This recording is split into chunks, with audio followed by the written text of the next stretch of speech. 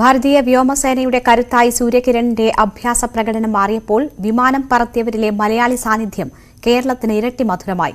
9 വിമാനങ്ങളിൽ 1 പറത്തിയത് squadron leader Ernakulam സ്വദേശി Allen George ആണ്.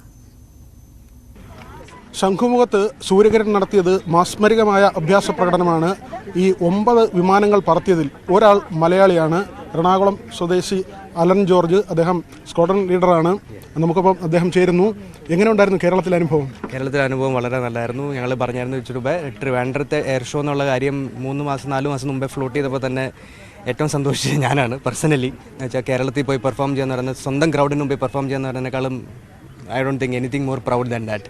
ആൻഡ് അമ്മയ്ക്കും വന്ന് അറ്റൻഡ് ചെയ്യാൻ പറ്റി, അത് ഒരു നല്ലൊരു എക്സ്പീരിയൻസ്. പിന്നെ ഇത്രയും നിങ്ങളുടെ എല്ലാം സപ്പോർട്ടും ലവ് എല്ലാം കണ്ടപ്പോൾ മോർ ദാൻ മീ എൻ്റെ ഹാപ്പിനെസ് എന്ന് പറയുന്നത് മമ്മിയുടെ ഹാപ്പിനെസ് കാണുമ്പോഴാണ്. So it is A proud feeling four anyone. And thank you Trivandrum and thank you Kerala for this experience. Climate എങ്ങനെ ഉണ്ടായിരുന്നു? ക്ലൈമറ്റ് ഇന്നത്തെ വെതർ കുറച്ച് ക്ലൗഡിങ് ഉണ്ടായിരുന്നു. അത് കാരണം ഞങ്ങളുടെ പ്രൊഫൈൽ എന്ന് പറയുന്നത് കുറച്ച് മോഡിഫൈ ചെയ്താണ് ഞങ്ങൾ ചെയ്തത്. പിന്നെ കുറേ ബേർഡ്സ് ഉണ്ടായിരുന്നു. സോ മൈൽഡ്ലി ഞങ്ങൾ കുറച്ച് ചേഞ്ച് ചെയ്തു profile other than what you would normally see us do because of ക്ലൗഡിൻ്റെ. അത് കാരണം ക്ലൗഡിൻ്റെ ഉള്ളിൽ കൂടെ ഞങ്ങൾക്ക് 9 എയർക്രാഫ്റ്റ് പറക്കാൻ പറ്റില്ല. എന്ന് വെച്ചാൽ സിമ്പിളാണ്, ക്ലൗഡിൻ്റെ ഉള്ളിൽ കയറിയാൽ കാണാൻ പറ്റില്ല. പിന്നെ chances of collision are very high. ഇത് എത്ര നാളായി സൈന്യത്തിൽ വന്നിട്ട്? ഈ സൂര്യകിരണിൻ്റെ ഭാഗമായിട്ട് എത്ര നാളാവുന്നു? ഓക്കെ, ഞാൻ സൈന്യത്തിൽ ഇപ്പോൾ വന്നിട്ട് 12 വർഷമായി, 12.5 years. പിന്നെ സൂര്യകിരണിൽ 1.5 years ആയിട്ട്. ജനറൽ ടെന്യൂർ സൂര്യകിരണിൽ 3 വർഷമാണ്. അപ്പോൾ 1.5 വർഷമായി. നമ്മുടെ നാട്ടിൽ ഒരുപാട് കുട്ടികൾ ഈ പൈലറ്റ് ആവാൻ ആഗ്രഹിക്കുന്നൊക്കെ ഉണ്ട്. എങ്ങനെയാണ് അവർക്ക് പൈലറ്റ് ആവാൻ കഴിയുക? പൈലറ്റ് ആവാനായിട്ട് കുറേ സ്കീംസ് ഉണ്ട്. അതിനകത്ത് ഒന്ന് main thing is national defence academy വഴി പോയി പിന്നെ കയറുക. അല്ലാണ്ട് ഗ്രാജുവേറ്റ് നോർമൽ എഞ്ചിനീയറിംഗ് ചെയ്തോ ഗ്രാജുവേഷൻ കഴിഞ്ഞിട്ടാണെങ്കിലും combined defence service examination, air force common admission test, ഇങ്ങനെ കുറേ സ്കീംസ് ഉണ്ട്. ഞാനും അതുപോലെ സ്കീമിൽ കയറിയതാണ്. ഞാനും ഒരു എഞ്ചിനീയർ ആയിരുന്നു. നാഗ്പൂരിൽ NITയിൽ മെക്കാനിക്കൽ എഞ്ചിനീയറിംഗ് കഴിഞ്ഞിട്ട് ജോയിൻ ചെയ്തതാണ് ഞാൻ എയർഫോഴ്സ്. ഇതിൻ്റെ ട്രെയിനിങ് എങ്ങനെയാണ് നമ്മുടെ സൂര്യകിരണിൽ വന്ന ശേഷം? സൂര്യകിരണിൽ വന്നു കഴിഞ്ഞ ശേഷം ഞങ്ങളിപ്പോൾ സൂര്യകിരണിലെ വന്നപ്പോഴത്തേക്ക് തന്നെ 11 വർഷം സർവീസ് ഉണ്ടായിരുന്നു. 2000 മണിക്കൂർ ഫ്ലൈയിങ്ങും ഉണ്ടായിരുന്നു.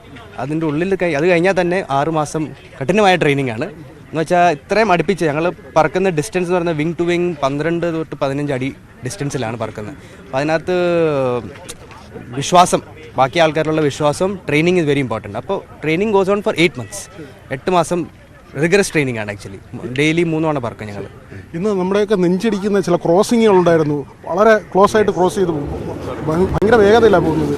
ഇത് നിങ്ങൾ എന്തെങ്കിലും ഈ നോക്കാറുണ്ടോ? നോക്കിയിട്ടുള്ളൊരു കാൽക്കുലേഷൻ ആണോ അത് മീറ്റർ ആണോ? എല്ലാം കാൽക്കുലേറ്റഡ് ആണ്. എല്ലാം ഗ്രാഫിൽ നമ്മൾ കുഞ്ഞിലേക്കും ഗ്രാഫ് ബുക്ക് വരയ്ക്കുന്നത് ഇപ്പോഴാണ് എൻ്റെ യൂസ് മനസ്സിലായത്. ഞങ്ങളെല്ലാം ഗ്രാഫ് ബുക്കിലെല്ലാം വരച്ച് കാൽക്കുലേറ്റ് ചെയ്ത് everything is to the dot second calculated.